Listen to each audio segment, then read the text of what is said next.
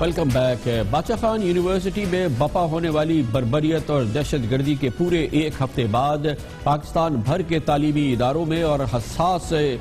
تنصیبات کے حوالے سے ٹیرر الرٹ ہے، دہشت گردی کا خطرہ ہے، اور اس دہشت گردی کے خطرہ اور اس خطرے کے حوالے سے ملک بھر میں انتظامات کیے جا رہے ہیں۔ دہشت اور وحشت کے سائے ایک بار پھر پاکستان کے تعلیمی اداروں پہ، اسکولوں پہ، کالجز پہ اور یونیورسٹی پہ منڈلا رہے ہیں، اور قانون نافذ کرنے والے اداروں کا اور انٹیلیجنس ایجنسیز کا یہ خیال ہے کہ دہشت گرد ایک بار پھر پاکستان کے معصوم طالب علموں کو نشانہ بنانے کا ارادہ رکھتے ہیں۔ اس حوالے سے بھرپور تیاریاں کی جا رہی ہیں، اور اس دہشت اور وحشت سے نمٹنے کے لیے پورے ملک میں اس وقت اقدامات کیے جا رہے ہیں۔ آرمی پبلک اسکول اور فیڈرل گیریزن بورڈ کے تحت چلنے والے تمام اسکول اب 31 جنوری تک بند کر دیے گئے ہیں۔ ملک کے 56 کنٹونمنٹ بورڈز میں 65 آرمی پبلک اسکول اور 70 آرمی پبلک کالجز یعنی کل ملا کے 135 تعلیمی ادارے ہیں، اور اب یہ فی الحال بند کر دیے گئے ہیں کیونکہ دہشت گردی کا خطرہ منڈلا رہا ہے۔ اس کے ساتھ ہی ملک بھر میں پاکستان نیوی کے زیر انتظام تمام اسکول اور کالجز کو بھی 31 جنوری تک بند کرنے کا اعلان کیا گیا ہے، اور اس کی بھی وجہ دہشت کا خطرہ ہے۔ سیکیورٹی خدشات پر آج اب سے تھوڑی دیر قبل ملتان میں بہاؤالدین زکریا یونیورسٹی کو 2 دن کے لیے بند کرنے کا اعلان کیا گیا ہے۔ وہاں پر اطلاعات کے مطابق دہشت گرد چھپے ہوئے ہیں، اور اب سے تھوڑی دیر قبل اطلاعات یہ آئی تھی کہ قانون نافذ کرنے والے بہاؤالدین زکریا یونیورسٹی کا محاصرہ کر رہے ہیں۔ آرمی پبلک اسکول اور کالجز کی انتظامیہ نے والدین کو ظاہر ہے تعطیلات سے تو آگاہ کیا ہے، لیکن چھٹیوں کی وجہ نہیں بتائی، اور اس کی وجہ ظاہر ہے۔ اس سے قبل 2 دن پہلے سخت سردی کا جواز دے کر پورے پنجاب میں تمام نجی اور سرکاری اسکولوں کو بند کر دیا گیا تھا۔ اس کی بھی وجہ یہ ہے کہ دہشت گردی کی الرٹ ہے، اور انٹیلیجنس ادارے وارن کر رہے ہیں کہ وہی دہشت گرد جنہوں نے آرمی پبلک اسکول کو اور اس کے بعد بڑا بیر کو اور اس کے بعد باچا خان یونیورسٹی کو نشانہ بنایا، اور اس سے قبل صوبہ خیبر پختونخوا کے سوات کے علاقوں میں سینکڑوں اسکولوں کو تباہ کیا، ایک بار پھر وہ تعلیمی اداروں کو نشانہ بنانا چاہتے ہیں۔ عسکری اداروں سے وابستہ اسکولز اور کالجز اور پنجاب اسکولوں کی اچانک بندش کیونکہ سیکیورٹی خدشات پہ کی گئی ہے، اس کے لیے اب بھرپور انتظامات بھی کیے جا رہے ہیں۔ کل ایک ہفتہ پہلے چارسدہ کی باچا خان یونیورسٹی پر حملے کے بعد سے ملک کے تمام تعلیمی اداروں کی سیکیورٹی سخت کرنے کی ہدایات جاری کی تھی، اور تمام صوبائی حکومتیں اس سلسلے میں تیزی سے کام کر رہی ہیں۔ گزشتہ 2 دنوں کے دوران پشاور میں ناقص سیکیورٹی انتظامات پر 200 تعلیمی اداروں کے خلاف خیبر پختونخوا کے وزارت داخلہ نے مقدمات درج کرنے کا حکم دیا ہے۔ آج کراچی میں پولیس اور رینجرز کے اعلیٰ حکام کا اجلاس ہوا، جس میں اسکولز کے لیے 3 لیول سیکیورٹی پلان ترتیب دیا گیا، اور لیول کے اعتبار سے پولیس اور رینجرز کے تمام اسکولوں کے پولیس اور رینجرز سے کہا گیا ہے کہ وہ تمام اسکولز کے باہر گشت کریں گے، اور سیکیورٹی فورسز کے ماتحت اسکولز، مشنری اسکولز اور تمام سرکاری اور نجی اسکولز کے آس پاس سیکیورٹی کے خصوصی انتظامات کیے جائیں گے۔ یہ فیصلہ آج کراچی میں رینجرز اور پولیس کے ایک اجلاس میں کیا گیا ہے۔ دوسری جانب محکمہ تعلیم پنجاب کے مطابق اسکولوں کے لیے گارڈز رجسٹرڈ سیکیورٹی کمپنیوں سے لیے جائیں، اسکولوں کی کینٹین کے ملازمین اور تعمیراتی کام کے مزدوروں پر کڑی نگاہ رکھی جائے، اور اسکول کے باہر ٹھیلوں اور خوانچہ فروشوں کو NOC کے بغیر کھڑے نہ ہونے دیا جائے۔ یہ وہ میجرز ہیں جو پنجاب کی حکومت دے رہی ہے۔ اس کے علاوہ لاہور کے سرکاری اسکولوں میں 401 گارڈ اسی ہفتے تعینات کرنے کا فیصلہ کیا گیا ہے۔ اس کے ساتھ یہ خبر آئی ہے کہ راولپنڈی اور اسلام آباد کے اسکولوں میں گارڈز، چوکیدار اور نائب قاصدوں کو تلاشی لینے اور اسلحہ چلانے کی ٹریننگ شروع کی جا رہی ہے، تاکہ انیشیل رسپانس اگر خدا نخواستہ کوئی دہشت گرد حملہ ہو سکے تو سیکیورٹی گارڈز دے سکے۔ اسی دوران کراچی میں کراچی یونیورسٹی کی سیکیورٹی کے لیے دروازوں پر آج واک تھرو گیٹ لگانے کا فیصلہ کیا گیا ہے، اور یونیورسٹی کی چاروں طرف 8 فٹ ایک دیوار بلند کرنے کا منصوبے کا آغاز کیا جا رہا ہے۔ اطراف میں جھاڑیوں کو ختم کیا جا رہا ہے۔ جامعہ کراچی کے لیے ریٹائرڈ فوجیوں پر مشتمل سیکیورٹی گارڈ بھرتی کرنے کا بھی آج فیصلہ کیا گیا ہے۔ کراچی یونیورسٹی میں سیکیورٹی خدشات پر 30 جنوری کو منعقدہ ہونے والا کانویکیشن بھی ملتوی کر دیا گیا ہے۔ یہ تمام سیکیورٹی خطرات اور یہ تمام سیکیورٹی الرٹ آ رہے ہیں، خدشہ جو آ رہا ہے یا جو دھمکی آ رہی ہے وہی پاکستان کا دشمن نمبر 1 اورنگزیب عرف خلیفہ عمر منصور جو ان دنوں افغانستان میں ہے، اور پاکستان کے خلاف خاص طور پہ اس کے طالب علموں، اس کی تعلیمی اداروں اور اس کے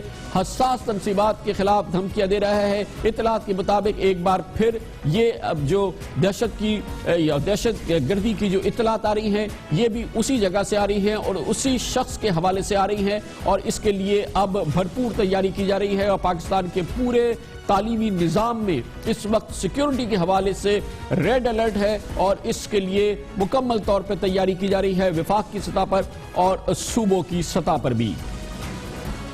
دوسری جانب آج کی بہت اہم خبر یہ ہے کہ chief of army staff general Raheel Sharif آج کراچی آئے اور انہوں نے 5 گھنٹے سے زائد وقت صرف کیا کور ہیڈ کوارٹرز کراچی میں، جہاں پر ایک طویل اجلاس ہوا کراچی آپریشن کے حوالے سے۔ یہ کراچی آپریشن کے حوالے سے چیف آف آرمی سٹاف کی صدارت میں ہونے والا سب سے طویل اجلاس تھا، جس کا فوکس مرکز و محور کراچی میں جاری آپریشن اور اس آپریشن کی راستے کی رکاوٹیں تھی۔ آرمی چیف نے آپریشن کی کامیابیوں کی اور انٹیلیجنس ایجنسیز کی دہشت گردوں کی نیٹ ورک توڑنے کے حوالے سے جو اب تک پرفارمنس ہے اس کا بھرپور جائزہ لینے کے بعد اس کو سراہا۔ انہوں نے یہ بات بھی کہی کہ کراچی کے عوام کی زندگی کو پرامن اور بے خوف بنائیں گے اور شہر کو دہشت گردی سے پاک کرنے کے لیے ہر حد تک جایا جائے گا۔ جنرل راحیل شریف نے آج حکم دیا کہ کراچی میں دہشت گردوں کے نیٹ ورک کو تباہ کر کے شہر سے باہر ان کے ٹھکانوں کو اور رابطوں کو ختم کیا جائے اور کراچی کے امن سے فوج کی کمٹمنٹ کا انہوں نے بھرپور اظہار بھی کیا اور اس کے لیے انہوں نے کہا کہ ہر حد تک جایا جائے گا۔ آج کا اجلاس اس لحاظ سے بہت اہم تھا کہ اس میں ڈی جی رینجرز جنرل بلال اکبر نے آرمی چیف کو سندھ حکومت کی جانب سے جو اس وقت مسائل سامنے آ رہے ہیں رینجرز آپریشن کے حوالے سے، کراچی آپریشن کے حوالے سے اور اس کلیدی آپریشن کے حوالے سے جو اس وقت رکاوٹیں سامنے ہیں، یہ اس اجلاس کا بہت اہم اور نازک موضوع تھا اور اس حوالے سے خاص طور پہ چیف آف آرمی سٹاف کو بتایا گیا کہ جو مسائل سامنے آ رہے ہیں، مثال کے طور پہ جے آئی ٹیز نہیں بنا رہی حکومت سندھ اور 26 درخواستیں رینجرز کی اس وقت سندھ کی وزارت داخلہ کے پاس موجود ہیں، جس کی وجہ سے 26 دہشت گردی کے کیسز کی تحقیقات شروع نہیں ہو پا رہی، قانونی حوالے سے اس سلسلے میں پیش رفت نہیں ہو پا رہی۔ چیف آف آرمی سٹاف کو یہ بھی بتایا گیا کہ پچھلے 1 ماہ میں وزارت داخلہ سندھ سے 2 بار تحریری درخواست کی جا چکی ہے کہ جے آئی ٹی کی تشکیل کی جائے، مگر یہ نہیں ہو رہا اور اطلاعات یہی ہے کہ حکومت سندھ اپنی پالیسی کے تحت یہ نہیں کرے گی اور یہ ایک سب سے بڑی رکاوٹ ہے اس وقت جو سامنے آ رہی ہے کراچی آپریشن کے حوالے سے۔ یہ بھی کہا گیا ہے کہ متعدد مقدمات جو قائم ہونے ہیں اور اس سلسلے میں جو تحقیقات ہونی ہے وہی جے آئی ٹی نہ بننے کی وجہ سے ان میں مسائل ہے۔ اس کے علاوہ یہ بھی بتایا گیا کہ رینجرز کی شدید ضرورت ہے، پروسیکیوٹرز کی 200 پروسیکیوٹرز کی اس حوالے سے جو درخواست ہے وہ بھی وزارت داخلہ کے پاس موجود ہے، اس پر بھی عمل نہیں کیا جا رہا باوجود اعلانات کے کہ فوری طور پہ مزید انسداد دہشت گردی کی عدالتیں قائم کی جائیں گی، وہ بھی نہیں کی جا رہی۔ اس حوالے سے یہ ماحول ایک تناؤ کا ماحول بن رہا ہے اور ہماری اطلاعات کے مطابق اب اس کا رخ ہوگا اسلام آباد کی جانب، جہاں وزیر اعظم جناب نواز شریف اب واپس آ چکے ہیں۔ اس سے پہلے وہ سعودی عرب اور تہران کے دورے پر تھے، جہاں سے وہ ڈیووس گئے تھے ورلڈ اکنامک فورم کے اجلاس میں شرکت کے لیے اور سیٹرڈے کو وہ لندن آ گئے تھے، جہاں پر ان کا 4 روز کا نجی قیام تھا، جس کے بعد اب سے تھوڑی دیر قبل وہ اسلام آباد آ گئے۔ ہماری اطلاعات کے مطابق کل نہیں پرسوں ایک بہت اہم اجلاس ہونے والا ہے۔ اطلاعات کے مطابق گو کہ ابھی اس کے احکامات جاری نہیں ہوئے ہیں، لیکن خیال یہ ہے کہ پرسوں یہ اجلاس ہوگا جس میں دہشت گردی کے حوالے سے ملک میں اس وقت جو فضا ہے اس حوالے سے جو حکومتی رسپانس ہونا چاہیے اور جو اس وقت ماحول بن گیا ہے، چاہے وہ پاکستان کے تعلیمی ادارے ہوں، طالب علم ہوں یا حساس تنصیبات پر دہشت گرد حملوں کا خطرہ، اس حوالے سے جو پورا ماحول خاص طور پہ جنوری کے مہینے میں دیکھنے میں آیا ہے، جس میں 4 بڑے دہشت گرد حملے ہو چکے ہیں، واضح طور پہ لگتا ہے کہ دہشت گرد ایک بار پھر نکلے ہیں اور پاکستان کے امن کو اور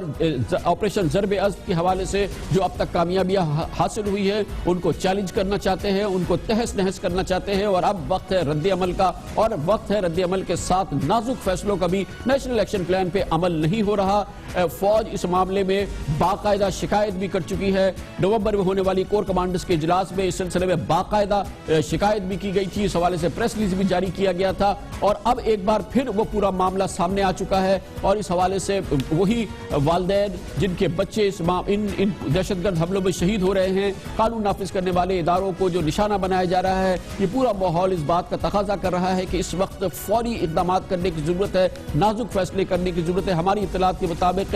لگ یہ رہا ہے کہ سندھ حکومت کے حوالے سے جو اس کا رد عمل ہے، جو اس کے فیصلے ہیں، جو اس کی پالیسی ہے، قانون نافذ کرنے والے اداروں میں اور خاص طور پہ سیکیورٹی اداروں میں اس حوالے سے صبر کا پیمانہ لبریز ہو رہا ہے، اور اس کا اظہار وزیر اعظم کی میٹنگ میں بھی ہوگا۔ اور اطلاعات کے مطابق وزیر اعظم اس حوالے سے لگتا یہ ہے کہ پرسوں ہونے والے اجلاس میں یا اگلے 48 گھنٹے میں ہونے والے اجلاس میں حکومت سندھ سے براہ راست کہیں گے کہ ان تمام رکاوٹوں کو فوری طور پہ دور کیا جائے، اور اگر حکومت سندھ اب مصر رہتی ہے ان رکاوٹوں کو دور نہ کرنے کے لیے، وہ جی آئی ٹیز نہیں بناتی، وہ خصوصی اختیارات رینجرز کو نہیں دیتی، پروسیکیوٹرز کو اپوائنٹ نہیں کرتی، خصوصی عدالتیں نہیں بناتی، تو عین ممکن ہے کہ وزیر اعظم اور ان کے رفقا اور دوسرے آئینی ماہرین راست ایکشن کے بارے میں فیصلہ کریں اور سندھ میں جاری آپریشن کے حائل رکاوٹوں کو دور کرنے کے لیے براہ راست فیصلہ کیا جائے۔ اس حوالے سے دوسری صورتحال بھی سنگین ہے، کیونکہ متحدہ قومی موومنٹ کے قائد جناب الطاف حسین کی تقاریر میڈیا میں تو نہیں آ رہی، لیکن ان کی تقاریر اپنے کارکنوں کے لیے جاری ہیں، اور ان تقاریر کا احوال جو سامنے آ رہا ہے اس سے واضح طور پہ لگتا ہے کہ اب بھی ان کی گفتگو میں جو فوج کے اور قانون نافذ کرنے والے اداروں کے حوالے سے زبان اور جو کلمات ادا کیے جا رہے ہیں وہ کسی بھی صورت میں ایک بہت ہی مشکل صورتحال ہے، ایک بہت ہی کٹھن صورتحال ہے۔ لگتا نہیں ہے کہ اس معاملے میں کوئی ایک نظر ثانی کی گئی ہے پالیسی کے حوالے سے یا کسی سوچ کے حوالے سے۔ جناب الطاف حسین کی تقاریر اب بھی بہت ہی زیادہ ایسی ہے کہ وہ ان میں جو بات کی جا رہی ہے وہ یقینی طور پہ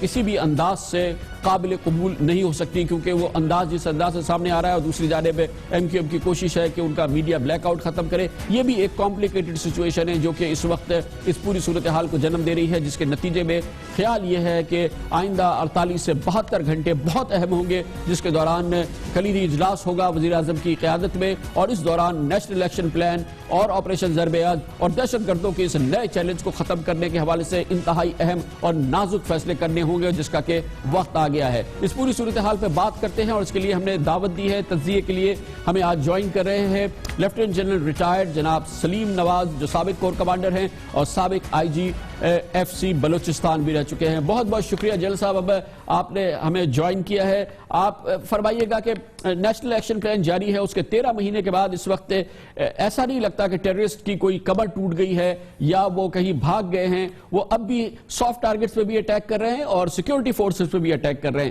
جو ٹیررسٹ تھریٹ ہے وہ آج ہمارے پورے ملک پہ چھایا ہوا ہے، جیسا کہ آج کی صورتحال ہے۔ اس میں یہ صورتحال کس بات کا تقاضا کرتی ہے آپ کے خیال میں؟ کیا کرنا ضروری ہے اور جو نہیں ہو رہا؟ کامران صاحب، آپ نے بہت تفصیل کے ساتھ سیکیورٹی صورتحال کے اوپر تبصرہ کیا ہے۔ میں تو صرف یہ بات کہوں گا کہ جتنے بھی کاسمیٹکس ہیں ان کو چھوڑ دیں۔ سندھ حکومت کیا کرتی ہے، فیڈرل حکومت کیا کرتی ہے، اس وقت جو ضرورت ہے وہ ہمیں اپنے بچوں کو، اپنی قوم کو بچانے کی ضرورت ہے۔ آرمی کے چیف جنرل راحیل شریف صاحب نے جو بات کی ہے وہ کرکس ہے۔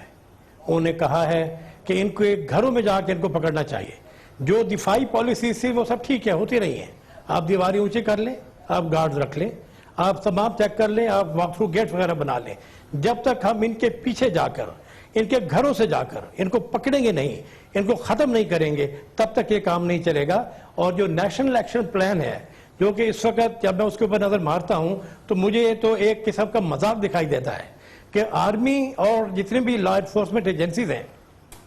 انٹیلیجنس ایجنسیز ہیں، وہ اپنا تمام کام تندہی کے ساتھ کر رہی ہیں، لیکن ان کو سپورٹ کرنے کے لیے جو باقی کی کارروائی کی جانی تھی، جو کہ 20 پوائنٹس ہیں ٹوٹل، ان کے اوپر عمل بہت کم ہو رہا ہے۔ کتنے ہی آپ کے یہاں پر ایسے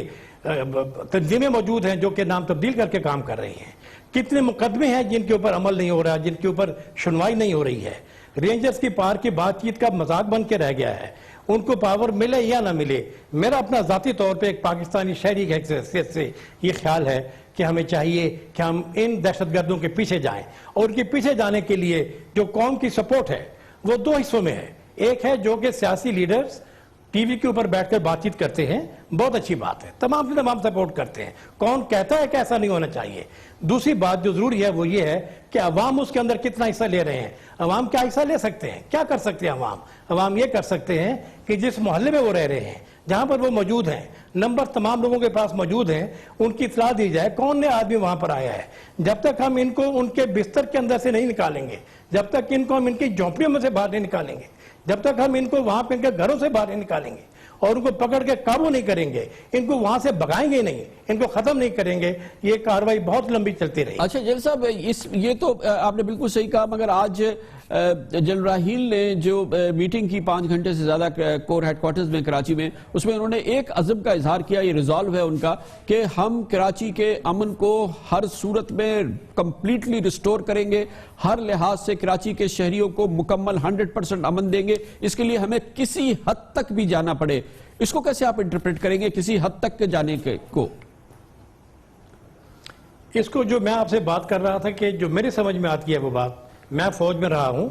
اور میں جنرل راحیل شریف کے انڈر کام کیا ہے, ان کے ساتھ ہم نے مل کے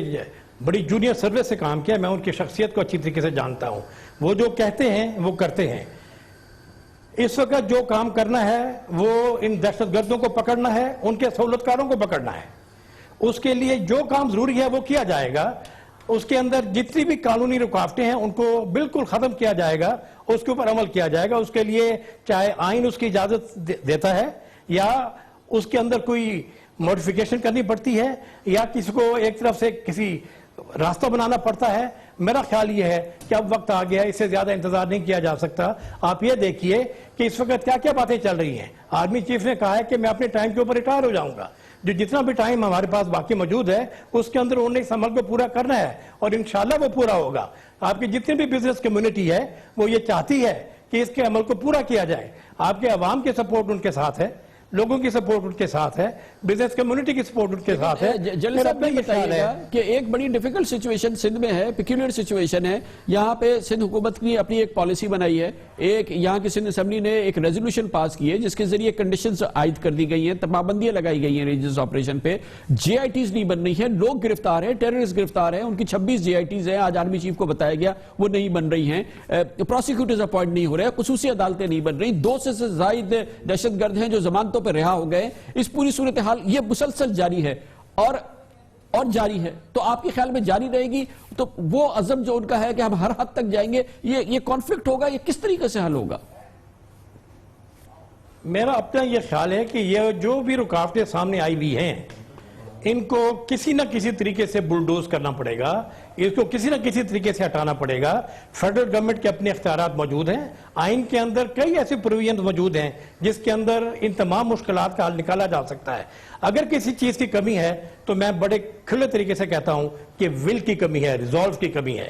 اس کے اندر ارادے کی کمی ہے. ارادہ پورا ہو جائے تو کیپیسٹی اور کیپیبلٹی ہمارے پاس موجود ہے. اگر آج ہم یہ نہیں کریں گے تو پھر ہمارے ہاتھ سے یہ وقت نکل جائے گا. آپ کے خیال میں فوج کے ذہن میں, آرمی چیف کے, جنرل راحیل کے ذہن میں کوئی ٹائم لائن ہوگی؟ کیونکہ یہ بھی معاملہ جو سندھ کا معاملہ ہے, نیشنل ایکشن پلان پہ عمل نہیں ہو رہا, یہ بھی ایک طویل معاملہ ہے. نومبر میں کور کمانڈرز کانفرنس میں اس پر شدید ریزرویشنز کا اظہار تھا, پھر اس کا پریس ریلیز باقاعدہ جاری کیا گیا اور اس کے بعد پھر یہ دہشت گردی کی فضا دوبارہ قائم ہو گئی. آپ کے خیال میں اس کا بھی کوئی تھریش ہولڈ ہے جو کہ بہرحال کوئی ایک جو ٹائم لائن ہے, کوئی ڈیڈ لائن ہے جس کے حوالے سے اس کو ہونا ہے, اور چاہے پرائم منسٹر کریں چاہے چیف منسٹر کریں مگر اس کو عمل درآمد ہونا ہوگا؟ دیکھیے کامران صاحب, اس کے اندر چونکہ میں اب اس ٹیم کا حصہ نہیں ہوں, میں ریٹائر ہو چکا ہوں, لیکن مجھے کام کرنے کے طریقہ کا مجھے علم ہے. آج جو 5 گھنٹے کی یہاں پر کانفرنس ہوئی ہے اس کا کوئی مقصد تو ہے. آج پرائم منسٹر واپس آئے ہیں, اس کے بعد اسلام آباد کے اندر جو کانفرنس ہونی ہے اس کے اندر بیٹھ کے انہیں خوش گپیاں یا کوئی اپنے جہاں پہ گھوم کے آئے ہیں وہاں کا ارادے, تو وہاں کی کوئی کہانی تو بیان نہیں کرنی ہے. میرا پکا یقین ہے کہ اس کے اوپر ضرور کوئی بہت اچھا فیصلہ ہوگا اور اس کے اوپر کارروائی آگے چلے گی. بہت بہت شکریہ جنرل صاحب. لیفٹیننٹ جنرل ریٹائرڈ سلیم نواز ہمارے ساتھ تھے. یقینی طور پہ نازک فیصلوں کا وقت ہے, سخت فیصلوں کا وقت ہے, اور اب یہ فیصلے ہوں گے. اگلے 24 گھنٹے میں تو نہیں ہو رہی, یہ اجلاس شاید 48 گھنٹے بعد ہوگا, 48 گھنٹوں کے اندر ہوگا, 48 گھنٹوں میں نہیں ہوا تو 72 گھنٹوں میں ہوگا, اور یہ فیصلہ ہوگا, دودھ کا دودھ پانی کا پانی ہوگا, یہ ہمیں ہمارے ذرائع بتاتے ہیں. خبر سے بریک اور اس کے بعد ذکر کریں گے سپریم کورٹ آف پاکستان میں بہت اہم سماعت ہوئی 9 منتخب بلدیاتی حکومتوں کے حوالے سے. سپریم کورٹ آف پاکستان میں آج بہت ہی دلچسپ اور بہت ہی اہم ریمارک سامنے آئے ہیں. سب سے اہم ریمارک یہ ہے کہ ایسا لگتا ہے کہ نئی منتخب حکومتیں تو بنا دی گئی ہیں مگر وہ ایک شو پیس ہیں. اس موجودہ صورتحال میں یہ کیس بہت اہم ہے, اس پر بات کرتے ہیں کمرشل بریک کے بعد.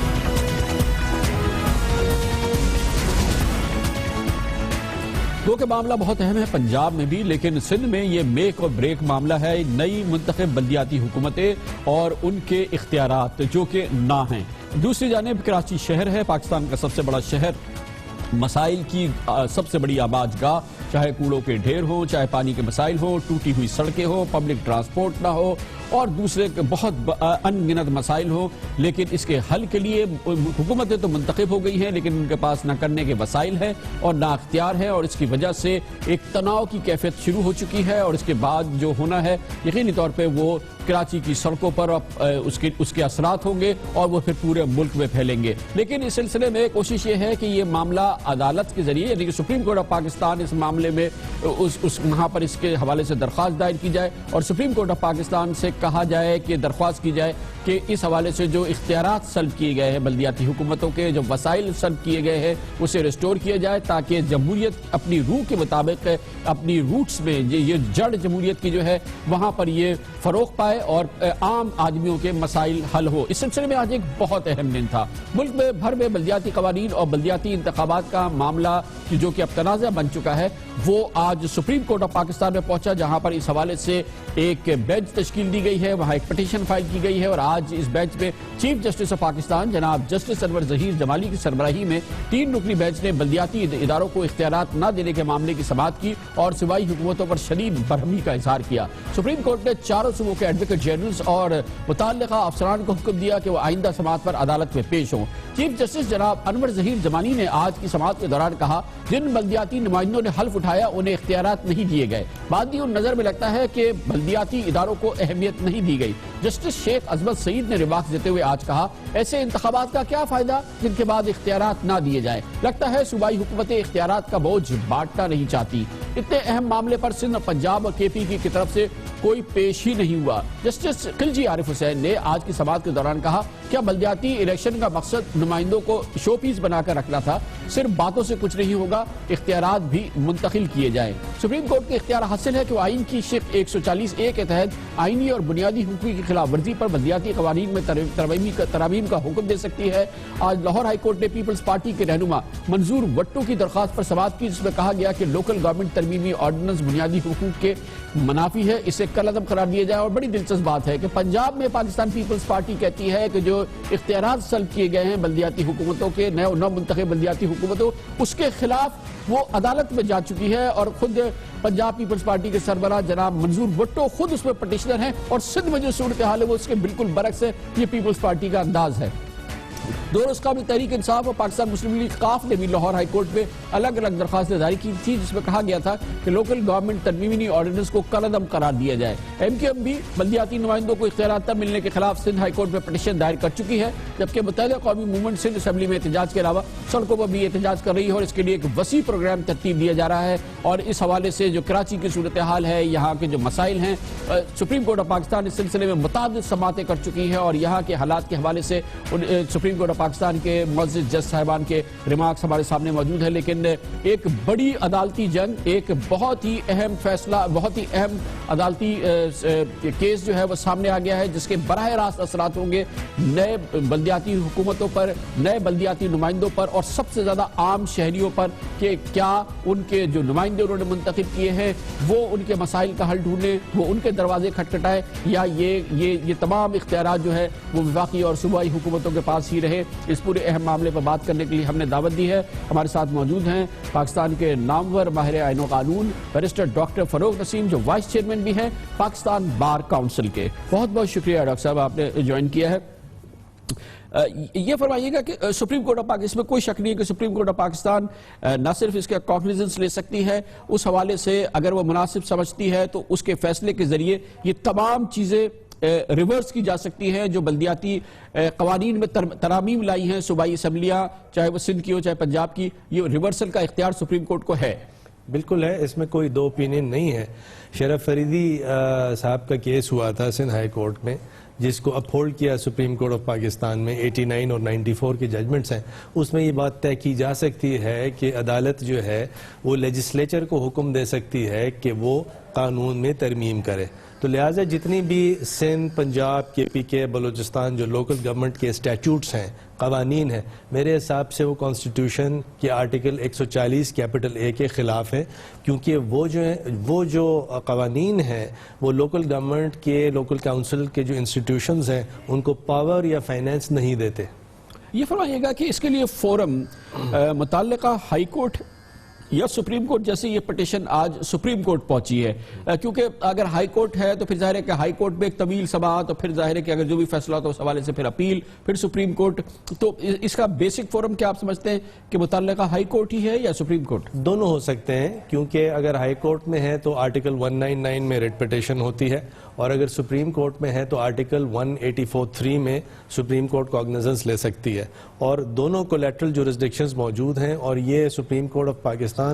ہی اس کی الٹیمیٹلی نمائندگی اور نشاندہی کرے گا کہ وہ کیا پرنسپلز ہیں جس کے تحت ڈیولوشن ہونی چاہیے، کیونکہ سپریم کورٹ کا ایک ججمنٹ یہ بھی ہے کہ یہ نہیں ہو سکتا کہ جو پروونشل گورنمنٹ کے جو انسٹیٹیوشنز ہیں وہ بالکل ختم ہو جائیں۔ تو یہ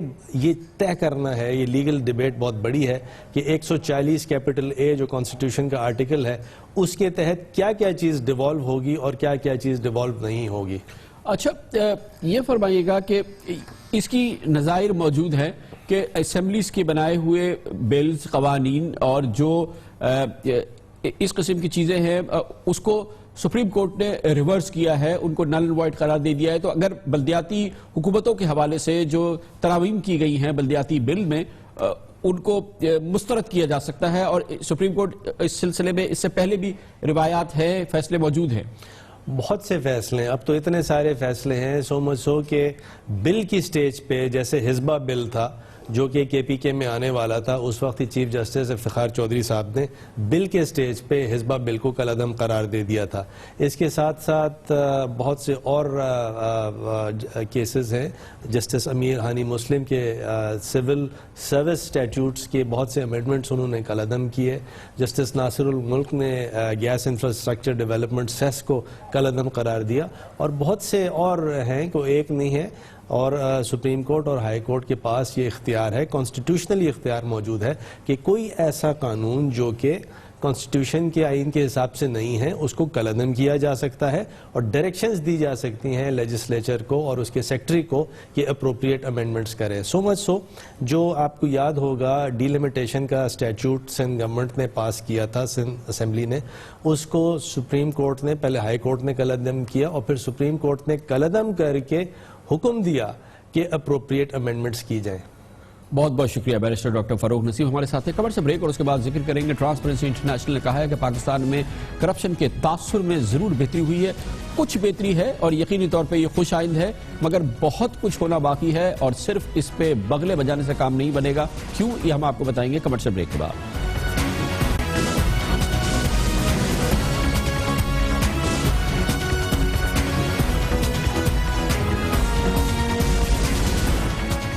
اس میں کوئی دو رائے نہیں ہے کہ پاکستان میں اس وقت کسی صورت میں نہیں کہا جا سکتا کہ کرپشن کا دور دورہ ہے، اور سن 2008-2013 کے دوران جو پاکستان میں کرپشن کا دور دورہ نظر آتا تھا، کرپشن کا راج نظر آتا تھا، وہ کیفیت آج نہیں ہے، اور وہ کیفیت یقینی طور پہ بہت زیادہ بدل گئی ہے، اور یہ یقینی طور پہ خوش آئند بات ہے۔ اسی لیے آج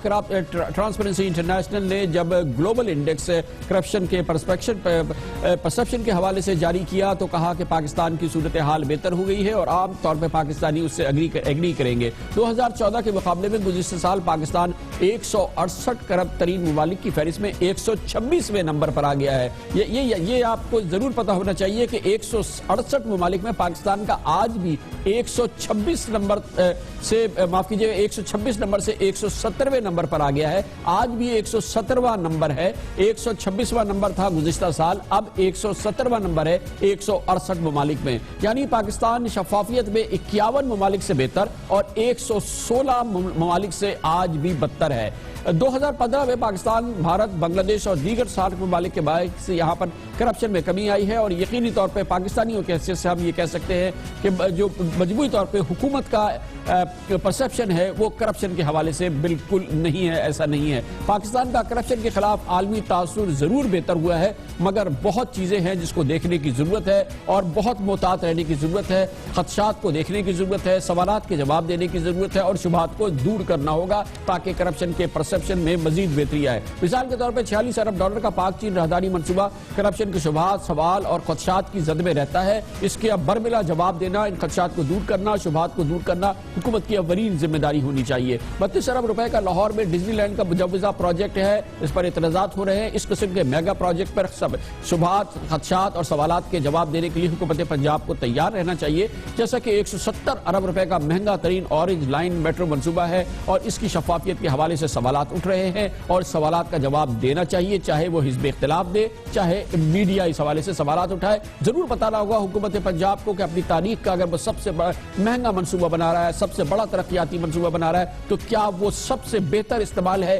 $180 ارب کا؟ اگر اس سلسلے میں سوال حزب اختلاف کرتی ہے یا میڈیا کرتی ہے, جوابات دینا لازم ہے.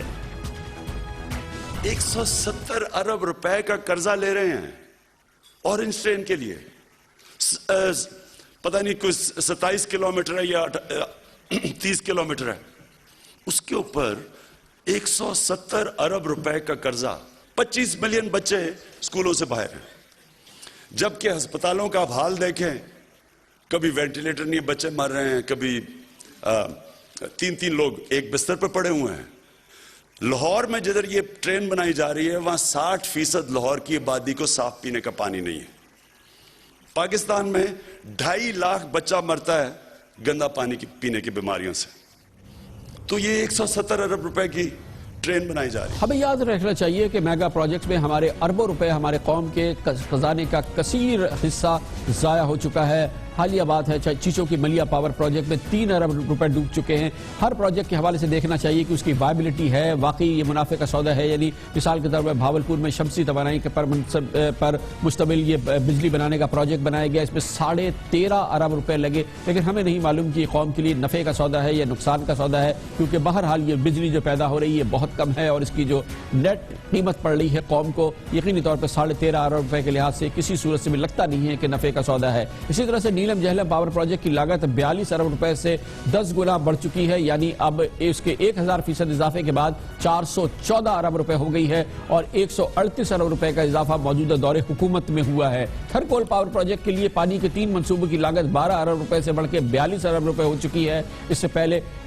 اس مالی سال کے لیے پانی اور بجلی کے منصوبوں کے لیے 1.44 ارب روپے مختص کیے گئے ہیں, جن میں سے حکومت 75 ارب 44 کروڑ روپے جاری کر چکی ہے. دیکھنا یہ ہے کہ ان تمام چیزوں میں کتنی شفافیت ہے اور اس حوالے سے کیا سوالات ہیں, خدشات ہیں, شبہات ہیں, ان کو ایڈریس کرنا بہرحال ضروری ہے. لیکن ٹرانسپیرنسی انٹرنیشنل کے حوالے سے پاکستان کے کرپشن کے پرسپشن میں دنیا بھر میں پاکستان کے اندر بہتری آئی ہے, اس میں کوئی دو رائے نہیں ہے. اس پر مزید ماہرانہ رائے حاصل کریں گے اور اس کے لیے ہمیں جوائن کیا ہے سینئر تجزیہ کار, معاشی امور, شفافیت کے امور کے ماہر ایکسپرٹ جناب اکبر ایس زیدی ہمارے ساتھ موجود ہیں. بہت بہت شکریہ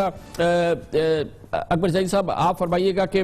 ٹرانسپیرنسی انٹرنیشنل کہتا ہے کہ حکومت کے تاثر میں کرپشن کے حوالے سے بہتری آئی ہے, آپ اس سے ایگری کریں گے؟ آپ کے خیال میں یہ صحیح ہے؟ ہمیں لگتا یہ ہے کہ بات بہرحال صحیح ہے. دیکھیں, اعداد و شمار تو یہی بتاتے ہیں کہ اس وقت پاکستان میں نسبتاً پہلے کے زمانے میں کرپشن کم ہوئی ہے, اس میں کوئی شک نہیں. یہ اعداد و شمار کی بات کر رہا ہوں. تصور بھی ایک یہ پایا جاتا ہے پاکستان میں کہ واقعی ایسا ہوا ہے. خاص طور پہ زرداری حکومت کے حوالے سے یہ سمجھا جاتا تھا, چاہے صحیح ہو یا غلط وہ الگ بات ہے. ایک تصور یہ تھا کہ بے انتہا کرپشن ہوتی تھی, ہر سطح پہ ہوتی تھی, ہر پروجیکٹ میں ہوتی تھی. اب کم از کم یہ فرق ہے کہ میرے خیال سے کوئی منسٹر یا کوئی بڑا کوئی شخصیت جو اس حکومت کے ساتھ انوالوڈ ہے وہ پکڑی نہیں گئی ہے, یا کم از کم ان کا کوئی سکینڈل نہیں ہوا ہو. تو یہی ایک بہت بڑا فرق ہے. دوسری چیز یہ ہے کہ جب تک یہ حکومت رہے گی تو بہت ممکن ہے کہ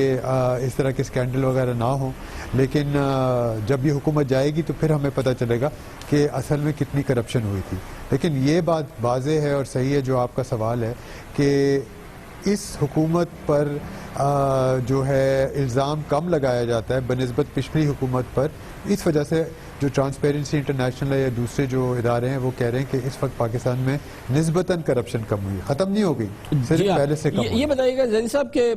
اس وقت پاکستان میں بہت میگا پروجیکٹس کی بات ہو رہی ہے، اربوں ڈالر مختلف پروجیکٹ کے حوالے سے مختص کیے گئے ہیں، انٹرنیشنل سٹینڈرڈز ہیں جس کے ذریعے آپ جانچتے ہیں کہ یہ ٹرانسپیرنٹ ہیں، میرٹ پہ کیے جا رہے ہیں، اس میں کہیں کرپشن نہیں ہے، اس میں کوئی ڈاؤٹس نہیں ہے، کوشچن نہیں ہے۔ کیا آپ کو لگتا ہے کہ آپ کے ونٹیج پوائنٹ سے کہ پاکستان میں ان سٹینڈرڈز کو فالو کیا جا رہا ہے اور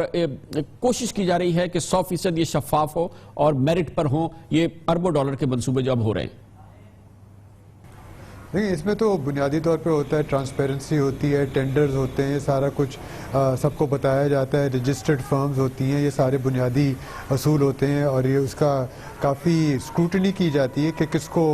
کام ٹھیکہ دیا جا رہا ہے۔ اس کے بعد یہ دوسرا آتا ہے کہ اس کی جو مانیٹرنگ ہوتی ہے، ایویلیویشن ہوتی ہے، کنسسٹنٹلی ہوتی ہے۔ ہمارے ہاں جو پبلک اکاؤنٹس کمیٹی ہے سینٹ میں، نیشنل اسمبلی میں جو مختلف اوور سائٹ کمیٹیز ہیں، اب ان کا بھی کام ہو گیا ہے کہ وہ یہ دیکھیں۔ تو یہ ہر ملک میں الگ الگ ہوتا ہے اور گلوبل سٹینڈرڈز کا مجھے نہیں پتا، شاید کچھ ملکوں میں زیادہ اچھے سٹینڈرڈز ہوں، کچھ کم میں کم ہوں ہمارے ہاں، لیکن یہ بات باقی یہ بات صحیح ہے کہ جتنی بھی ریسرچ ہوئی ہے اس پہ کہ جو پیسہ خرچ کیا جاتا ہے کسی پروجیکٹ پہ وہ اصل میں لگایا کتنا جاتا ہے، وہ دیکھا گیا ہے کہ وہ شاید 20% یا 25% لگایا جاتا ہے، باقی جو وہ ادھر ادھر چلا جاتا ہے، یا تو اگر کچھ ایڈ کی صورت میں آتا ہے وہ واپس چلا جاتا ہے جن ملکوں سے آتا ہے، یا پیسے وہ جو آپ سمجھ رہے ہیں ہوا میں غائب ہو جاتے ہیں۔ لیکن یہ پاکستان کی روایت ہے، اور بھی تیسری دنیا کے ممالک ایسے ہیں جو ترقی پذیر ممالک ہیں جہاں پہ اکثر یہ ہوتا ہے کہ پروجیکٹ جتنا خرچ ہونا چاہیے، چاہے وہ سڑک ہو، چاہے وہ ڈیم ہو، چاہے وہ کچھ اور ہو، اتنا پیسہ خرچ نہیں ہوتا۔ بہت بہت شکریہ جناب اکبر زیدی۔ کہتے ہیں کہ 20%، 25%، 30% پیسہ لگتا ہے اور باقی پیسہ ایسا لگتا ہے کہ ہوا میں تحلیل ہو گیا، اور یہی وہ پورا معاملہ ہے جسے دیکھنے کی ضرورت ہے۔ اس حکومت کو ضرور بہتری آ رہی ہے، ہر صورت میں بہتری آ رہی ہے، لیکن یہ جو اربوں ڈالر کے منصوبے ہیں جس پر کام ہو رہا ہے، اس پہ شفافیت کے اعلیٰ ترین اصولوں کو اپنانا انتہائی ضروری ہے۔ کمرشل بریک، اور اس کے بعد ذکر کریں گے پی آئی اے کی نجکاری کے حوالے سے۔ پی آئی اے کی یونینز احتجاج کر رہی ہیں، لیکن سوال یہ ہے کہ کیا پاکستان کو آج تک نجکاری سے نقصان ہوا ہے یا فائدہ؟ جہاں نجکاری نہیں ہوئی وہاں فائدہ ہوا ہے، اور جہاں نجکاری ہوئی ہے کیا وہاں نقصان ہوا ہے؟ دیکھنا پڑے گا اعداد و شمار کی عکاسی میں، ایک کمرشل بریک کے بعد۔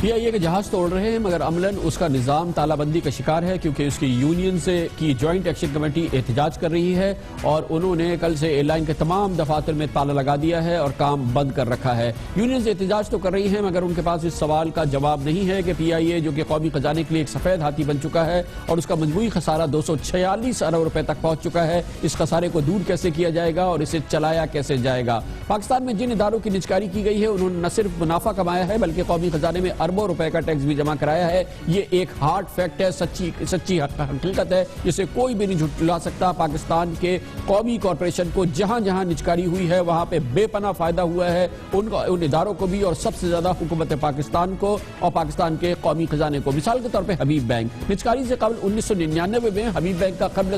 ٹیکس سے خسارہ 5.3 ارب روپے کا خسارہ ہوتا تھا اور بعد از ٹیکس خسارہ 8.9 ارب روپے کے قریب تھا، تقریباً 9 ارب روپے کے لاسز ہوتے تھے۔ نجکاری کے بعد 2002 میں حبیب بینک اس کا منافع 2 ارب روپے سے بڑھ گیا اور اب ہر سال منافع میں اضافہ ہو رہا ہے۔ 2014 میں حبیب بینک کا خالص منافع بڑھ کر 31.8 ارب روپے ہو گیا اور حکومت کو دیے جانے والا ٹیکس 16.7 ارب روپے تک پہنچ گیا، تقریباً 17 ارب روپے ٹیکس نجکاری کے بعد حبیب بینک اب حکومت کے خزانے میں جمع کراتا ہے۔ حبیب بینک نے 2003 سے 2014 کے درمیان 11 سال میں قومی خزانے میں 97 ارب روپے کا ٹیکس جمع کرایا ہے. تقریباً 100 ارب روپے کا یہ براہ راست فائدہ حکومت کو نجکاری کے بعد ٹیکس کی مد میں حبیب بینک نے کرایا ہے. حکومت نے گزشتہ سال حبیب بینک میں اپنے 41.5% شیئر بیچ کر 1.2 ارب ڈالر حاصل کیے، جن میں 764 ملین ڈالرز کے شیئر بین الاقوامی سرمایہ کاروں نے خریدے. اس طرح سے حکومت کو تقریباً 106 ارب روپے کا تو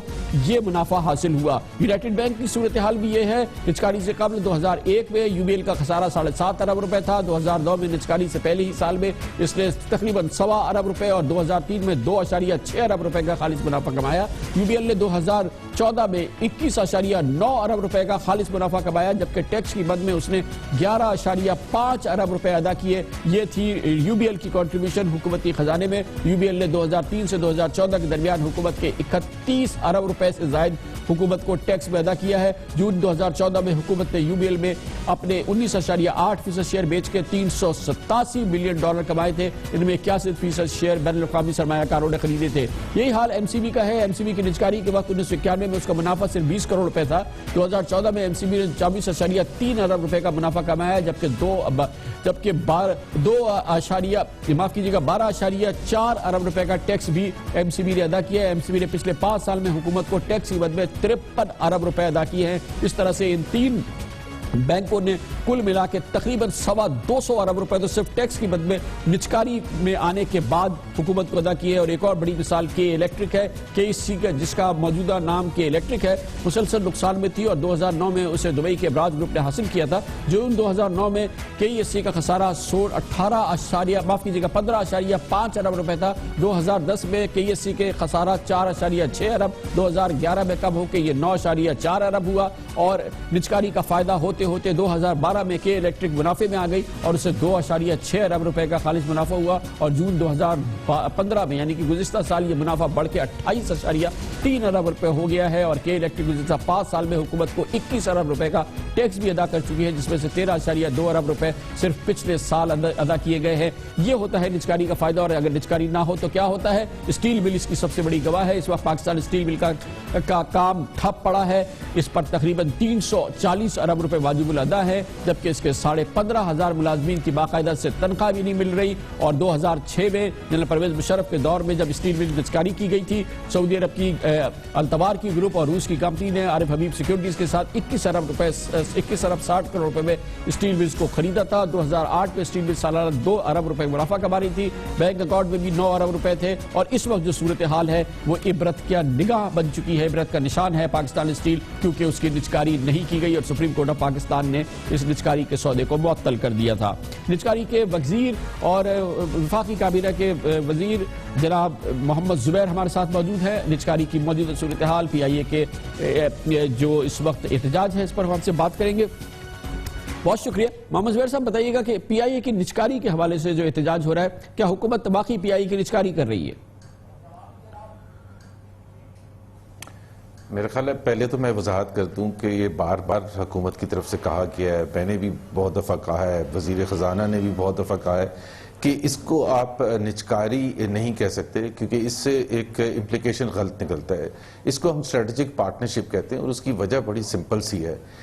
جو ہم پی آئی اے میں کرنے جا رہے ہیں اس میں منورٹی شیئرز 26% شیئرز ہم بیچنے جا رہے ہیں کسی بھی پارٹنر کو، جس کو ہم اسٹریٹجک پارٹنر کہتے ہیں، پبلک پرائیویٹ پارٹنرشپ کا ایک جس طرح سے تصور کیا جاتا ہے. اور میجورٹی شیئر ہولڈنگ حکومت ہی کے پاس رہے گی. سو وہ جو کلاسک پرائیویٹائزیشن ہوتی ہے یہ وہ نہیں ہے جس میں حکومت اپنی تمام ذمہ داریاں ختم کر کے 100% جو شیئرز ہوتے ہیں وہ بیچ کے اور باہر آ جاتی ہے. سو اس میں حکومت بہرحال ایک پارٹنر رہے گی. ایک ہم ایسے پارٹنر کو لے کے آ رہے ہیں، اسٹریٹجک پارٹنر کو، جس کے پاس فائنینشیل کیپیسٹی ہو، جو کہ سرمایہ لگا سکے اور پی آئی اے کی بہتری کے لیے جو چیزیں چاہیے، اس کے فلیٹ کو ایکسپینڈ کرنے کے لیے، انفراسٹرکچر میں انویسٹمنٹ کرنے کے لیے، انفارمیشن ٹیکنالوجی میں انویسٹمنٹ کرنے کے لیے، ٹریننگ فیسلٹیز میں انویسٹمنٹ کرنے کے لیے،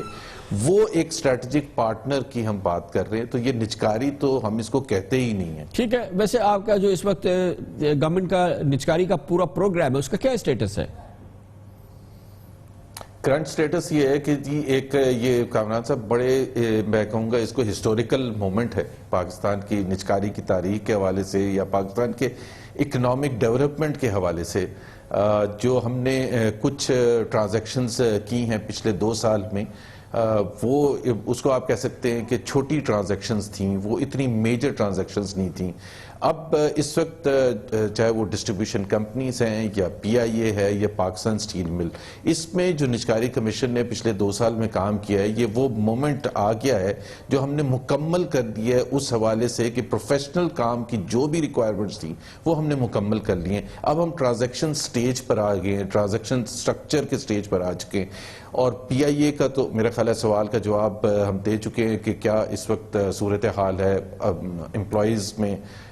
ریاکشن ہے. ہم بات چیت کر رہے ہیں، ان کو کنونس کرنے کی کوشش کر رہے ہیں. ہم نے پولیٹیکل اپوزیشن کے ساتھ بھی کافی ڈیٹیلڈ بات چیت کی ہے، ان کو بتایا اپنا پوائنٹ آف ویو. جہاں تک پاکستان سٹیل کا تعلق ہے اس میں حکومت سندھ نے انٹرسٹ شو کیا تھا کہ اگر پاکستان سٹیل مل ان کو دے دیا جائے تو وہ چلانا چاہتے ہیں. ہم نے ان کو آفر کیا ہے، وہ پچھلے 3-4 مہینے سے بات چیت چل رہی ہے. جنوری کے پہلے ہفتے میں انہوں نے اور انفارمیشن، فائنینشیل انفارمیشن مانگی تھی، وہ ہم نے پرووائڈ کر دیا. وہ فائنینشیل انفارمیشن کے بیسس پر اگلے چند بہت دنوں شکریہ میں جناب، بہت شکریہ محمد زبیر. آئندہ چند دنوں میں پاکستان سٹیل کے بارے میں فیصلہ ہو جائے گا. اس کے ساتھ ہی ہمارے آج کے پروگرام کا اختتام ہوتا ہے. کل آپ سے پھر ملاقات ہوگی. کل تک کے لیے کامران خان کو اجازت. اللہ حافظ ناصر.